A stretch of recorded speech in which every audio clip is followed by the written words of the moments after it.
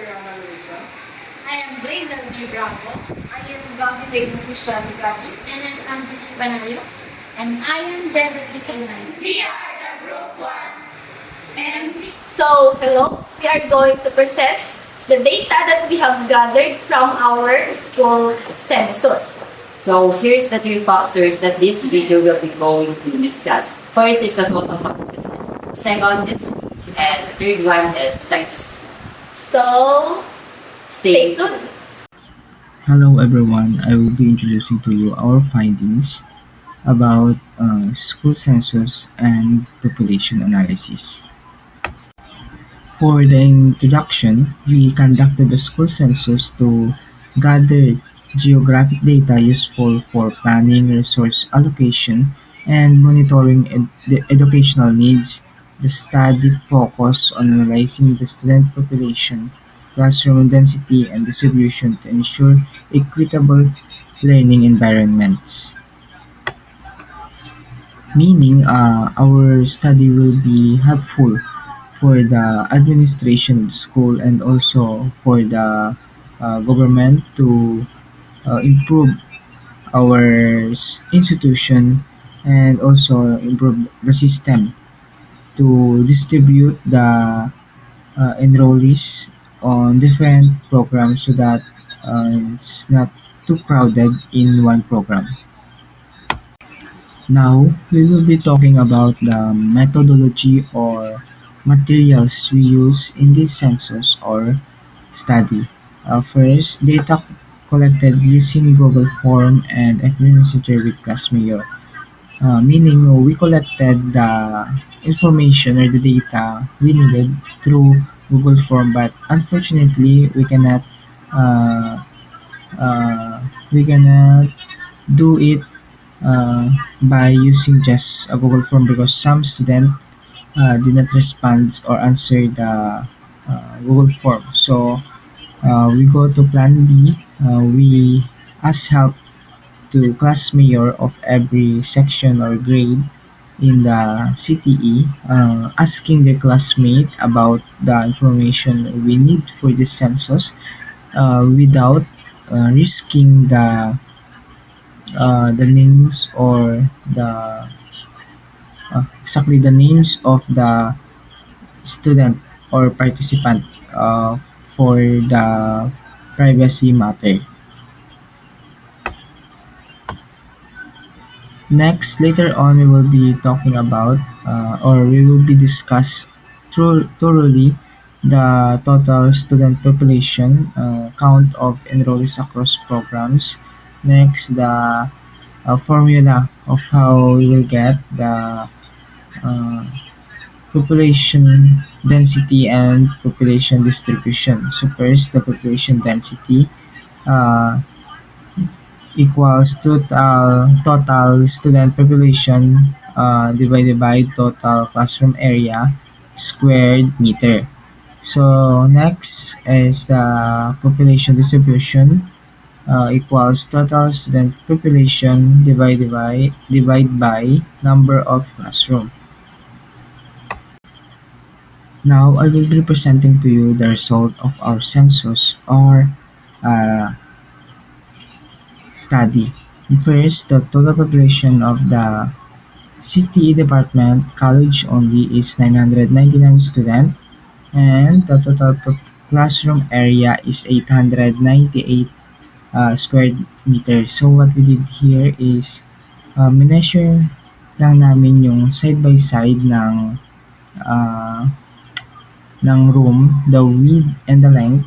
Then minultiply namin ito, tas pinag-a-add namin ito and the total classroom area is 899 square meter.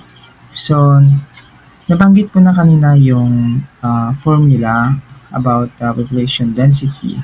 So, the the population density we get from the result is 1.023 student per square meter. So, ang ginawa natin dito kanina ay uh,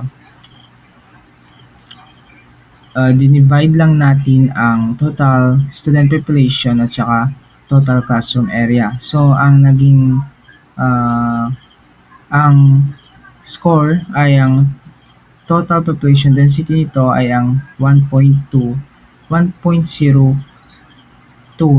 student per classroom. So, ibig sabihin kapag i-interpret natin ito ay ah, ang isang student lamang ang pwedeng kumuha ng space ah, sa square meter. So, sa square meter na yon ay kasya lamang ang isang estudyante. So, punta naman tayo ngayon sa population distributions.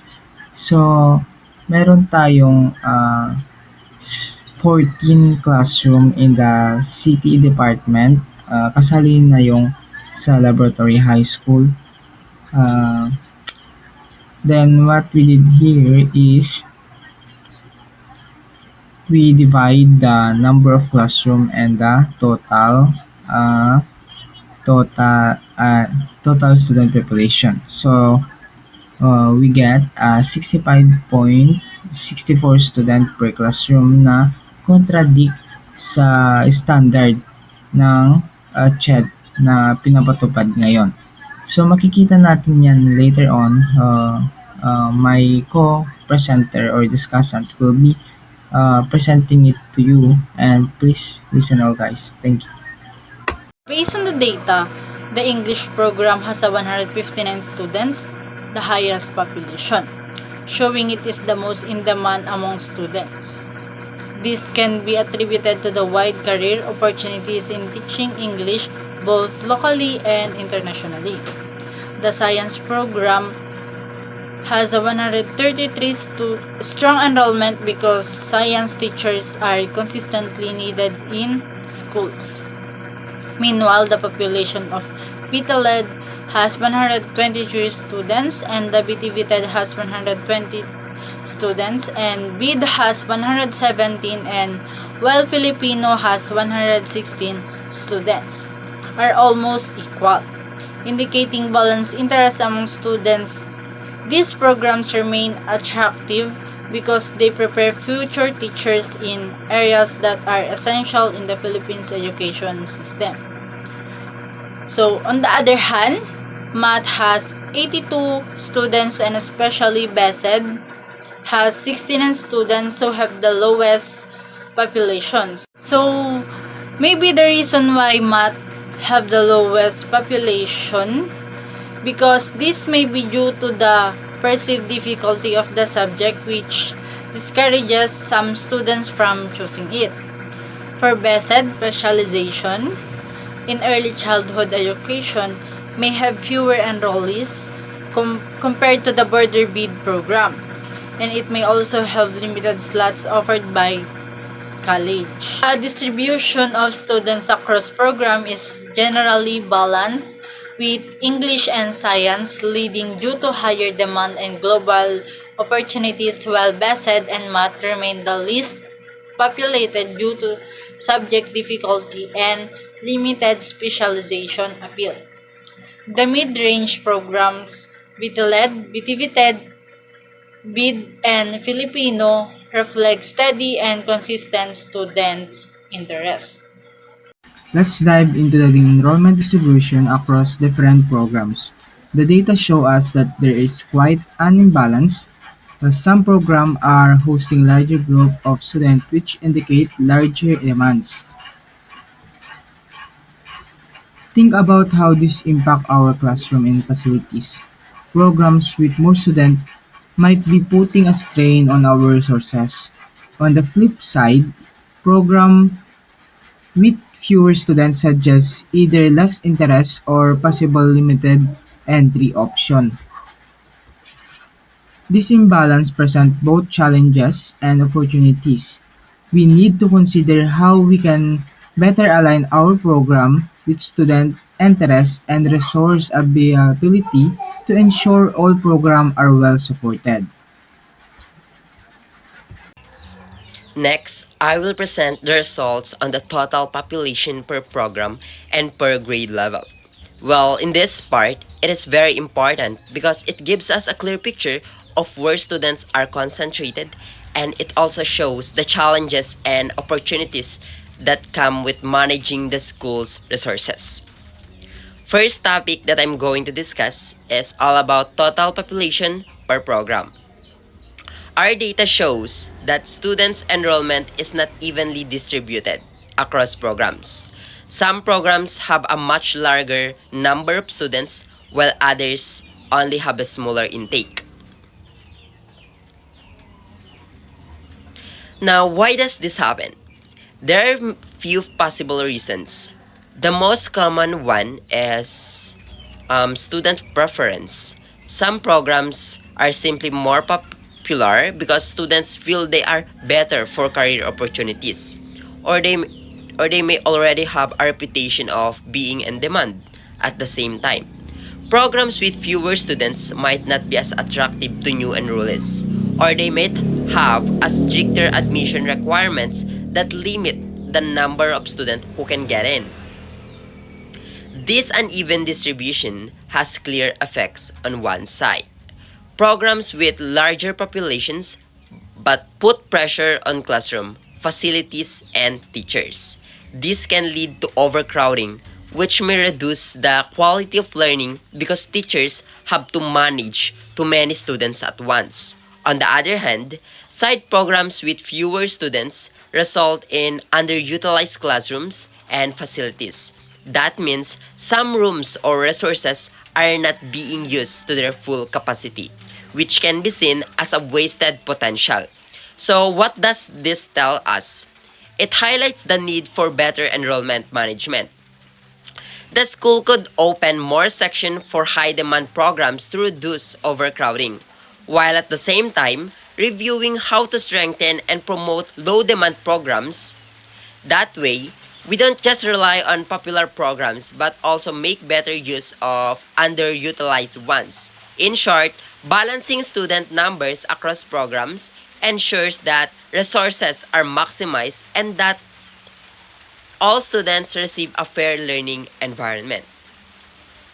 The second topic that I'm going to discuss is all about total population per grade level. Um, Looking at the data by grade level, we see a very similar picture. Some year levels have very high concentration of students, while others have fewer. Well, these imbalances creates two challenges. First one is grade level with larger population experience overcrowded classrooms. This makes classroom management more difficult for teachers and can negatively affect the learning experience for students. It can also lead to limited access to resources since more students are sharing the same facilities, right? On the other hand, the grade levels with fewer students often result in underutilized classrooms. These are learning spaces that could be used more effectively but are not, simply because the population isn't enough to fill them. So, what does this mean for the school? Well, it shows us the importance of strategic enrollment planning. If we can find ways to spread students more evenly across grade levels, we can reduce overcrowding in the busier ones while making sure that classroom in smaller year levels are also maximized. Careful planning would help balance student numbers, improve classroom management, and ensure that our facilities are being used efficiently. In other words, solving the imbalance isn't just about numbers. It's about creating a smoother, more supportive learning environment for everyone. Well, with these findings, we can clearly see that student distribution per program and per grade level has a big impact on how effectively the school can manage its classrooms, facilities, and even the quality of teaching. By addressing these imbalances, we don't just solve problems of overcrowding, of underutilization. We also ensures a better and more balanced experience for both teachers and students. The total population in gender. Based on the census result, there is a clear gender imbalance. Out of the total population, 22% are male, while 78% are female. This shows that female make up the larger portion of the group. So this finding has implication for student support programs. Gender-sensitive facilities and activities should be strengthened to meet the needs of the dominant groups, female, while also ensuring inclusivity and support for the minority groups of male. So the graph shows that most of the students belong to the ages 19 to 22, with the highest at 19 years old, 248 students, followed by 20, 200 students, 21, 186 students, and 22, 179. This reflects the typical college age, as many students enter higher education right after high school. So the population gradually decreases from age 23 onwards, with very few students at 27 years old. So this decline may be due to graduation, employment, or personal responsibilities, which explains why older students are fewer compared to those within the normal undergraduate age bracket.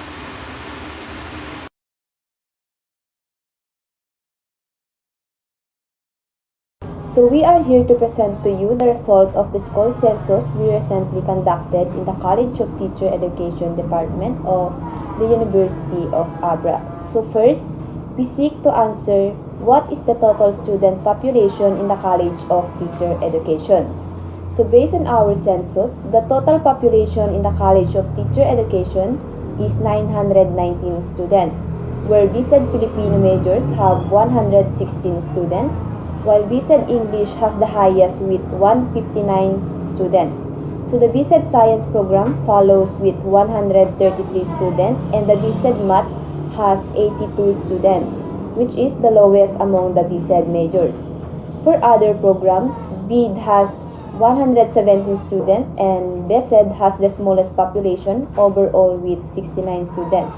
Meanwhile, BTLED has 123 students, and BTBTED has 120 students, a total of 919 students. I'm Maria Christine B. Trinidad, and I'm going to answer the second guideline question. Which program has the highest population and which program has the least? The data shows that English has the highest student population with 159 enrollees, making it the most preferred or most popular program among the listed fields. This suggests a strong interest in English studies, which could be due to its wide applicability in education, communication, and career opportunities. English has the highest population because it is considered as a universal language, offering a wider career opportunities, business, or even abroad. Many students view it as a versatile program that can open multiple paths or employment. The high enrollment in English program can strengthen institutions' reputation, attract more students, and potentially generate more resources for program development. It also allows the school to showcase the academic excellence in a widely recognized field, which can enhance its competitiveness both locally and globally. On the other hand, BESED or Bachelor of Early Childhood Education has the lowest population, with 69 students, indicating that fewer students are choosing this program. This might be due to limited awareness or perceived job opportunities. BESED may have the fewer students because early childhood education is sometimes perceived as the challenging profession. There might be a lack of promotion or awareness of this program compared to the most popular program like English. Here are the strategies that can be done to encourage more students to enroll in a program with low or least populations like BESED. The first one, promote the importance of early childhood education in shaping the foundation of learners. The second one, highlight success stories for BESED graduates who are making an impact in their careers. Next, offer scholarships, incentives, or special training opportunities for BESED and release. And the last one, conduct career orientation program in senior high schools to raise awareness about the value of the program. So let's move on to our third question. Which year level has the largest number of students? So based on our census, the second year level has the largest number of students across all programs, which may indicate that many students successfully progress in their first year and second year level. So what might this indicate about enrollment trends on retention? So this suggests a high retention in early years, possibly due to effective support system or lighter academic loads. So, however, the decline in the number of students in the third and fourth year may reflect challenges in the retention of students, such as academic difficulties, personal reasons, or course shifting. So, to address the drop off in the upper year level of enrollments, let us strengthen the support service and career guidance to help the students to stay and finish their programs. So for the next question, what gender dominates in the college and what would be the possible implications for the teaching profession? So the gender distribution in the college shows that females with 78.4% greatly outnumbers males with 21.6%, making the teaching profession predominantly female. This imbalance reinforces the feminization of teaching, which, while highlighting the women's strong role in education, may limit the presence of male role models in schools, such as under-preservation can affect learners' perception of gender roles in teaching and may also contribute to the profession being undervalued in terms of prestige and compensation. To address this, efforts should be made to encourage more male participation in order to promote diversity, provide balanced role models, and enrich the overall learning environment.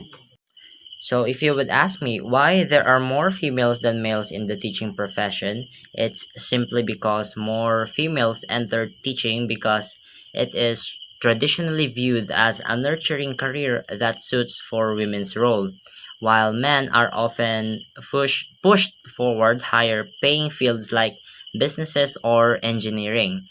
Teaching's modest pay and strong association with caregiving discourage many men, reinforcing the feminization of the profession, and also some because of the rules that gay people are not allowed to cross dress and or to grow their hair, and females dominating this profession is not debatable, and I don't see any problem with that because women are the tower of strength, the pillar of hope, and the champion of purpose, and I firmly believe that all of their choices should always come right into their hand. So now let's move on to the fifth question. So, what is the most common age group among students? So, the most common age group among students is 19 to 21 years old. So, if you would ask what factors might contribute to the concentration of students aged 19 to 21? So, it has several factors. First, typical progression. So, students generally enter college at 17 or 18 after graduating from high school. So, this makes them 19 to 21 years old during their second, third, or fourth year of college. The second factor is timely enrollment. So, most students enroll in college immediately after high school without significant delays. The third factor is relatively low dropout rates. So, a significant number of students who start college continue without interruption. so remaining within the expected age bracket for their year level. So we have another question. How does this reflect the typical age distribution in college students?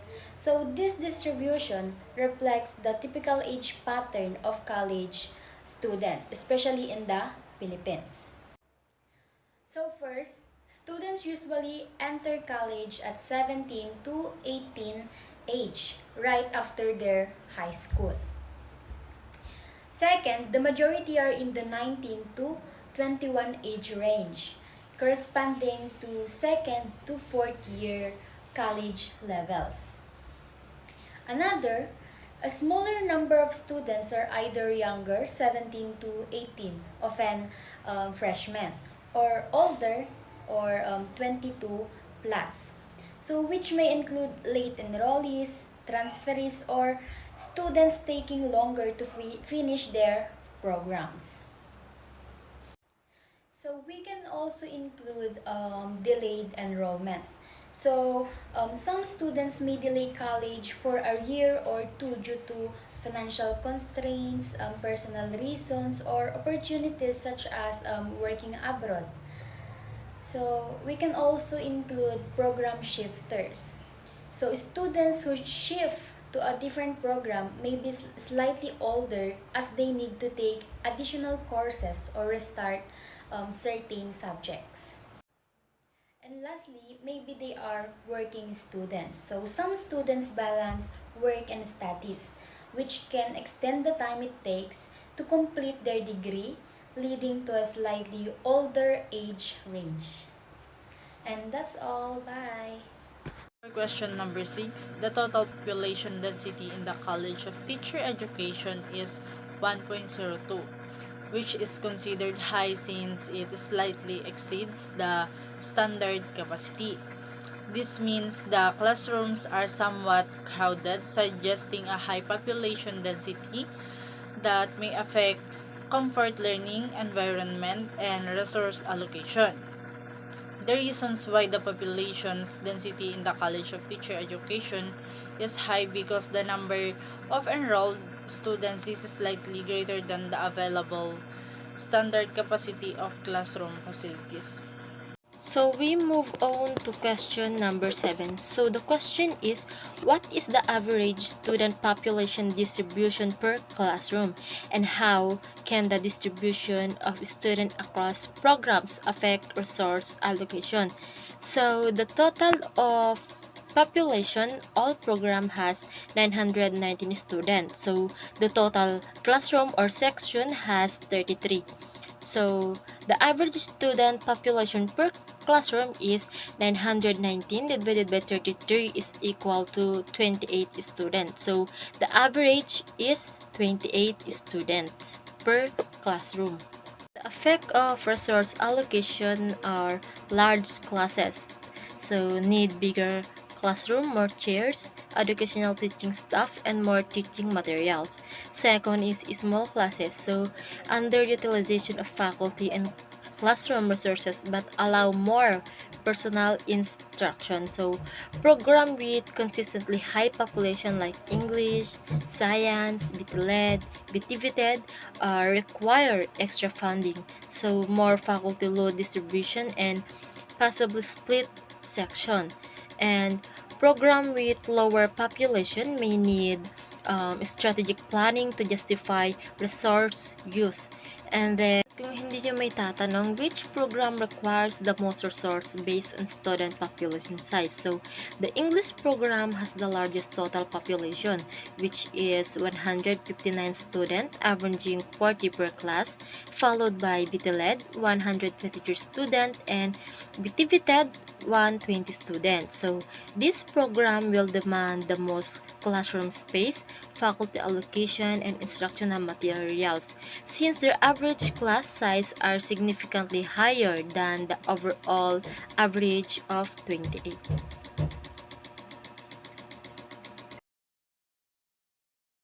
So as a student, I noticed that the classroom population density truly affects my learning experience. For example, When the room is too crowded, it becomes noisy, distracting, and it is hard for me to focus on the lesson. And sometimes it is also uncomfortable because of the limited space. And sometimes the teacher cannot give enough attention to everyone. So for me, I would suggest that it would be better if we arrange seats in a way that lessens crowding. For example, like using groupings to manage activities better and setting clear rules to maintain order if possible. It would be also better if we um, divide the class into smaller section during discussion or activities. And it is also helpful if we use technology for participation, such as online polls or digital quizzes. So to lessen the noise while still allowing everyone to engage in the lesson, it is also important if we set seating plan and maximizing classrooms space by removing unnecessary things or furniture. And it is also important, or it would be useful, if we conduct lessons in outdoor or alternative learning spaces, like in laboratory, or I mean library or social hall.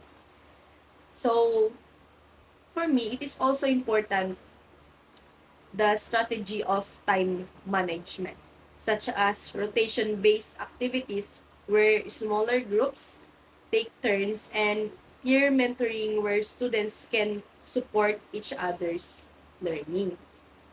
And furthermore, establishing establishing noise control techniques like quiet signals and adapting flexible learning methods such as the blended or online for certain lessons. So this can make the classroom more conducive to learning even with a large population.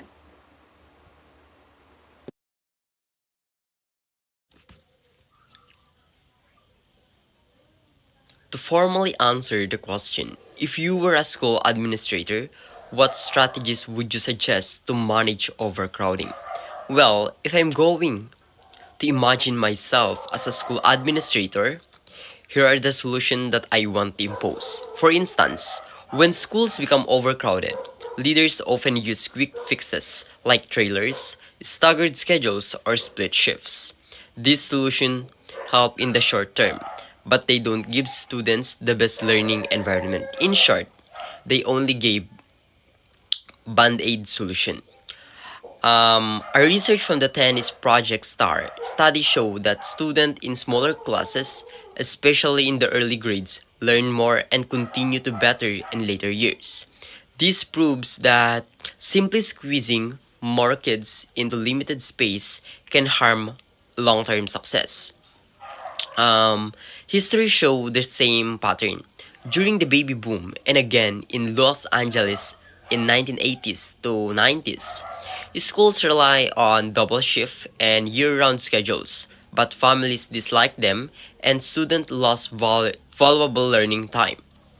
The real solution was to build more schools and keep class sizes smaller. This is not only improves learning, but also students feel less crowded and more supported. For question number 10, based on your findings, what does the population structure on the College of Teacher Education suggest about its growth and development in the coming years? The findings from our school census report reveal that the population structure of the College of Teacher Education present both opportunities and challenges for its future growth and development. The increasing youthful student population is a positive indicator of sustained enrollment, suggesting long-term institutional stability. However, the uneven distribution of the student across programs and year level highlights the imbalances that could create strain on a certain courses uh, while other remain underutilized. Additionally, the gender disparity with female comprising the majority underscores the need for gender-sensitive programs and facilities. The presence of both younger and old students signifies demand for flexible learning approaches to cater the diverse learning and needs. Most importantly, the current issue of classroom overcrowding, averaging 65.64 students per class in spaces smaller than the standard set by the Commission on Higher Education na kung saan ay 40 to 50 plus lamang ang nararapat. So, raises concern that if under-addressed may jeopardize the quality of instruction and student welfare.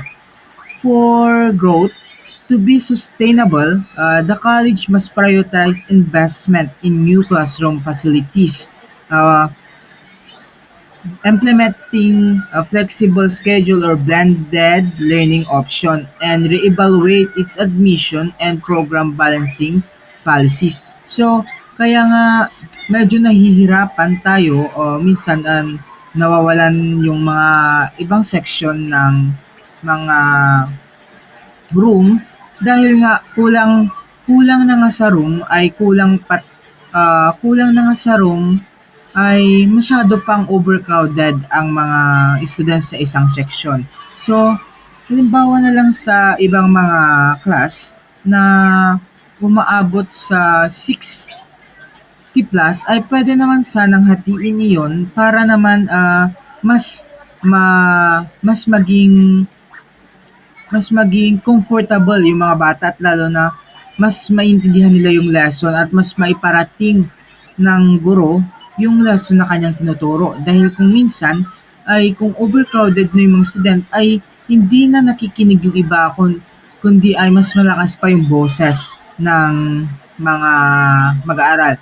Kaya kung ganun mga student ay nararapat lamang na magkaroon ng isang effective na rules at mga regulasyon ang isang guro sa loob ng kanyang sa loob ng kanyang room. O ibig sabihin ay meron siyang classroom management.